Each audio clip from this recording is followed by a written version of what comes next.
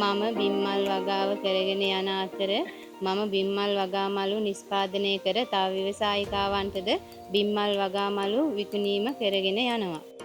ලී කුඩු ගෙනෙල්ලා එය හලලා ඒකට අවශ්‍ය අමුද්‍රව්‍ය යොදාගෙන සවලෙන් පළවම් කරලා කකුලෙන් අනලා ඊට පස්සේ නිසි පරිදි සකසාගෙන පැකට් කර ගැනීම සඳහා අපට 4-5 දිනක් අවශ්‍ය වන වගේම පැය 4ක් විතර කාලය යනවා. එම කිලෝ 50න් අපිට වගා බඳුන් පැකට් 80ක් පමණ තමයි සාදා ගන්න පුළුවන් වෙන්නේ. අපි කකුලෙන් කලවම් කරගන්න නිසා අපේ කකුල් ආසාදනයට ලක් වුණා.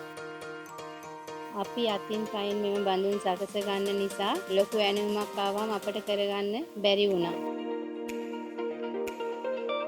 එහෙම ඉන්නකොට UNDP Fund in Window ව්‍යාපෘතියෙන් සමිතිය හරහා අපට බිම්මල් වගාමලු මිශ්‍ර කර පිරවීමේ යන්ත්‍රයක් ලැබුණා.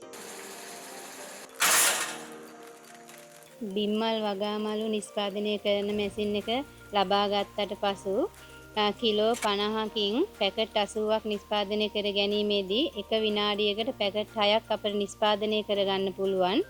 ඒ වගේම අපට කාලය, ශ්‍රමදායකත්වය, නාස්තිය ඒවා සම්පූර්ණයෙන්ම ඉතුරුයි. ඒ වගේම අපට බිම්මල් වගාමලු ලොකු ඕඩර් එකක් ආවහම එයාලා ඉල්ලන වෙලාවට අපිට ලබා දීමට පුළුවන්කම තිබෙනවා. මෙම වගාමලු පිරවීමේ යන්ත්‍රයට අප සමිතියට මම යම්කිසි මුදලක් ගෙවනවා. ඒ වගේම එම මුදල සමිතියට ලබා දුන්නට පසු මම වගේම තව ව්‍යවසායිකාවකට අප සමිතියෙන් උදව් කිරීමට හැකියාව තිබෙනවා.